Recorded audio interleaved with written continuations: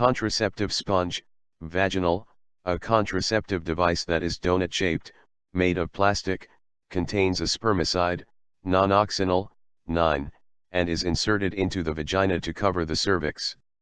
A loop is provided to ease removal. The sponge protects against contraception for up to 24 hours and for multiple acts of intercourse within this time.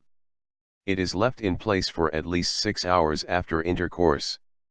The sponge should not be left in place more than 30 hours after insertion because of the risk, though low, of toxic shock syndrome, TSS.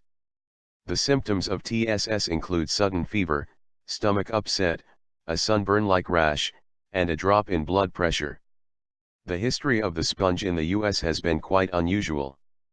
After its introduction, the sponge became the most popular over-the-counter, OTC, contraceptive for women. Aside from the sponge, the only other woman-controlled OTC choices were spermicidal foams or suppositories and the female condom. Unlike those options, the sponge could be inserted up to 24 hours before sex and did not require repeat applications for repeated intercourse. Then, in 1995 the sponge was taken off the US market because of manufacturing problems and economic considerations.